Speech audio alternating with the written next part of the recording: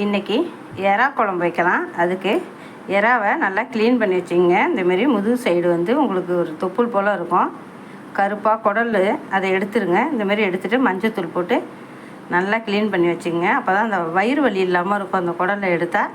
இப்போ வாங்க எப்படி செய்யலான்னு பார்க்கலாம். எறா குழம்புக்கு உருளைக்கிழங்கும் முருங்கைக்காவும் தான் போட போகிறேன். அதுக்கு தாளிக்கிறதுக்கு சின்ன வெங்காயம், 2 பச்சை மிளகாய், கொஞ்சம் பூண்டு, தக்காளி, மிளகாத்தூளும் தனியாத்தூளும் எடுத்து வச்சுருக்கேன். கொஞ்சம் புளி ஊற வச்சுருக்கேன். இது ஏன்னா புளி ஊற்றணும் கொஞ்சம், அதுக்காக ஒரு அரை முடி தேங்காய் திருவி வச்சுருக்கேன். அதையும் அரைச்சி தான் போட போகிறோம். இப்போ தாளிக்கலாம். எண்ணெய் விட்டு கொஞ்சம் கடுகு, இப்போ வெங்காயம் சேர்த்துக்கலாம்.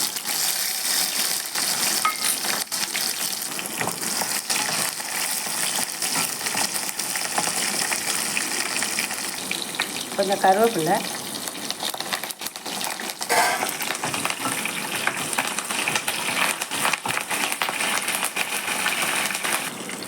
பூண்டு,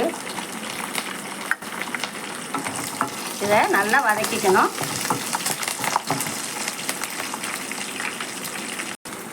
ஒரு பச்சை மிளகாய்,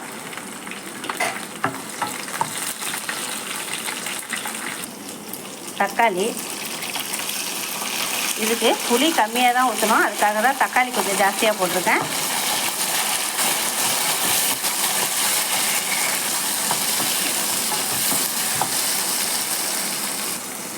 கொஞ்சம் மஞ்சள் தூள் சேர்த்துக்கலாம்.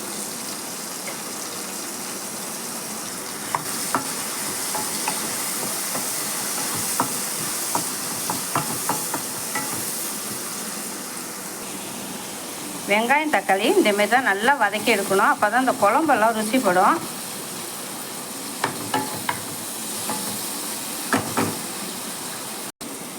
மிளகாத்தூள், தனியாத்தூள் அதையும் சேர்த்துக்கலாம்.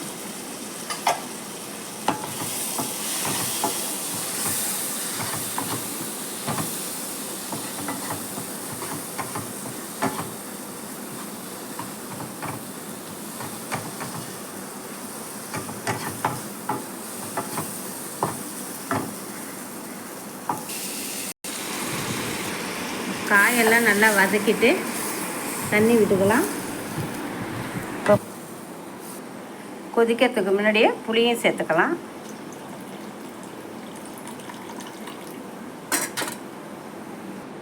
தேவையான அளவு உப்பு.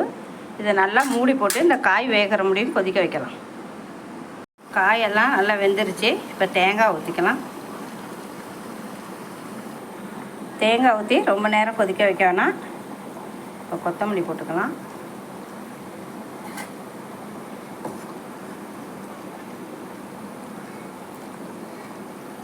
குழம்பு ரெடி ஆயிடுச்சு. இது சாதத்துக்கு, இட்லி, தோசை, மறுநாள் பழைய சாதத்துக்கு கூட இது ரொம்ப நல்லாயிருக்கும். நீங்களும் இதே போல் செஞ்சு பார்த்துட்டு கமெண்ட்டில் சொல்லுங்கள்.